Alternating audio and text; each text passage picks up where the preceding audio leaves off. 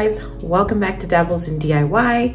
Before I get into this video, I just wanted to say that this is actually my 10th video, which is quite a big milestone for me. I know it's just 10 videos and I'm hoping I can get to like hundreds and hundreds, but I just wanted to say thank you for watching my channel. If you've watched my videos or if you've picked up on my videos somewhere along the way, I just want to say thank you, and I really appreciate you guys watching. I've been getting comments and stuff, and it's been really nice to inspire you guys and to give you guys ideas, and I just want to keep doing that. So today I am going to be making something that I've been wanting to make for the longest time. You have no idea how much research I have done to get to this point. And today we're going to be making a live edge coffee table. And I've always wanted a live edge coffee table. A few other live edge items, but a coffee table has always been what I wanted. The coffee table I had before, or I've had it for quite a while, and I just started to kind of get tired of the blocky shape, and I wanted something that looked more organic and just looked more unique and just like a conversation piece, right? What I really wanted was live edge, and preferably a live edge that I could buy and then add table legs to. So that's what we're going to be doing today. I managed, after hours and hours and hours of searching on Facebook Marketplace, I finally found a place to get a good slab. And then I managed to also find the table legs for me to be able to create what I would consider my dream coffee table. So today I'm going to be showing you guys exactly that process and some of the tips and the hacks that you can do to make this easier for you if you're planning on doing a project like this. So I'm not going to take up any more time. Let's jump right into this project. I hope you guys enjoy this because this was so much fun for me.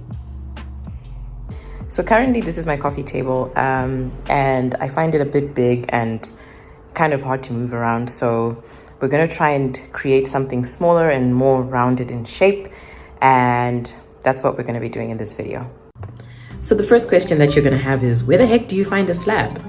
Well, you don't have to cut down a tree unless you want to. There's this really great timber yard. It's called JJN Timbers, and they're just a little bit on the outskirts of Johannesburg, and they sell so many slabs, like so many slabs, so many shapes, so many sizes, and I would definitely recommend them. Their service was amazing, and as you'll see in this video as we go through this process, honestly, if it hadn't been for them, this would have been a very hard thing for me to do myself. And so I've spent a lot of time on YouTube where people fix the slabs themselves, and I just don't think I have, well, for starters, the equipment for it, and I also just don't have the skill, to be honest. So I'm calling this a DIY WH. DIY with help, so that you don't have to do every single aspect of it, and that makes it so much easier if you don't have equipment, and also if you're just scared of getting hurt and all that stuff. So JJN Timbers is where we went, and that's where we found the slab. So on the road we go, on the way to go get the slab, about 20 to 30 minutes outside of Joburg. It's not that far from where I stay. And like I said, these guys have such an amazing selection of slabs in so many different shapes and sizes, and I really wanted something that wasn't this like long and narrow like what you were seeing. So the one I ended up picking was actually on that end that you're looking at right now. And this is just the whole entire selection that they have. It's really amazing. And now this is our slab, the one we chose. It's very thick, and what I really like about it is the organic shape of it, how round it is, and some of the imperfections. I just thought it would look really beautiful. So once you select this, they can then start working on it for you at an extra charge, of course. So now that we've selected our slab, it's now time to smooth it and prepare it for the application of the oil at the end. And what he's doing right now is just using an angle grinder with a metal brush to just clean up those rough edges so that it's nice and smooth. And this is just the first step. He's also going to go in with multiple grits of sandpaper, as you can see here, just to get it as smooth as possible, because, you know, finer sandpaper is better for that finer detail towards the end. And he did this for about 30 minutes. I didn't record all of it, but I did get some of it. And here he's just smoothing it and just going at it with the angle grinder. Angle. And here it was so beautifully smooth.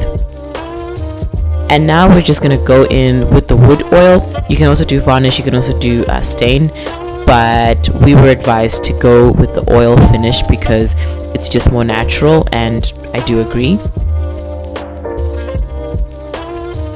So now when they're applying the oil, it's so satisfying when you finally see the color of the slab, and the slab just really come to life, if that makes sense. I mean, it's dead, but whatever. And you know, just really see it come to life. And honestly, one of the things I was really just impressed by was just the level of workmanship and craftsmanship that these guys really dedicated to this slab.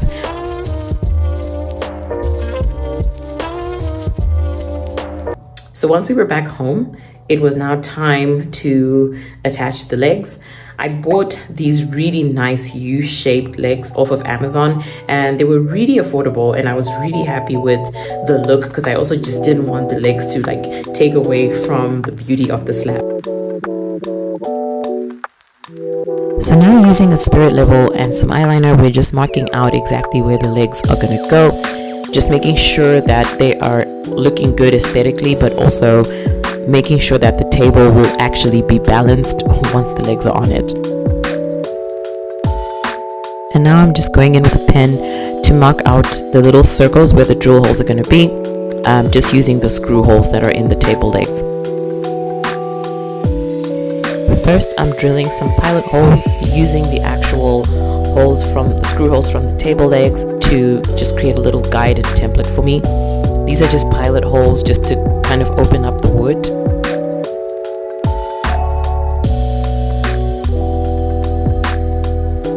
And now with my drill again, I'm just drilling and also moving my drill around in circles.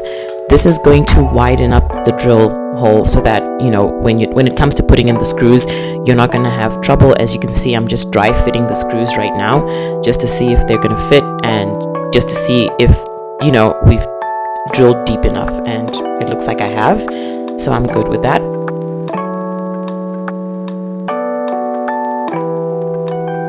And now it's time to do the final fitting of the table legs. Because of the work I did in drilling deep and making sure the hole was like wide enough, this was a lot easier. And this is important because this is super hard wood, and you really want to make sure that those legs grip so that your table is actually sturdy.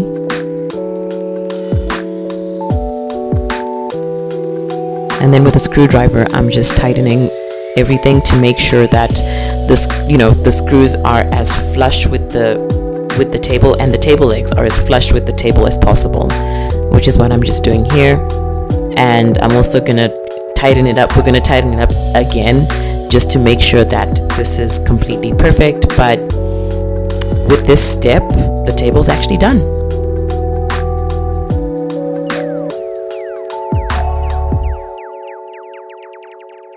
I am going to reveal this table to you, and I am so excited to share it with you. You guys have no idea how excited I am. So here's the table.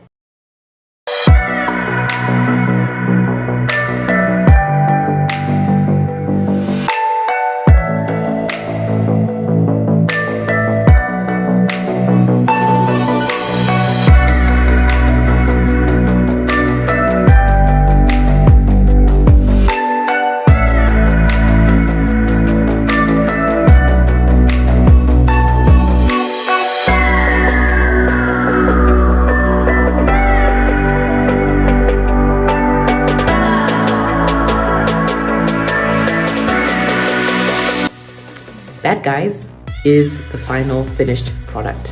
What did you guys think? I really enjoyed making this table, and I can't stop staring at it now that it's in my house. I would honestly encourage you guys to try this. If you want to make a live edge piece of furniture, especially a tabletop, this is so easy to do. Just get the slab and get the legs and attach them, or get somebody to make you legs. There's many ways you can go about this, and you can do a dining room table, you can do a desk, you can do a kitchen bar table, which is what I really want to do next. But that's it. It is not complicated. And if you really want to have a unique, modern, yet organic look in your home, you might want to consider this. You might want to consider Live Edge. I hope you guys enjoyed this journey. I hope it inspired you, gave you some ideas. And again, like I said in the beginning, I'm so honored that you guys are on this ride with me and are on this journey with me, and you're enjoying what I'm making and what I'm creating. And I will see you in the next one. Thank you for watching. Bye.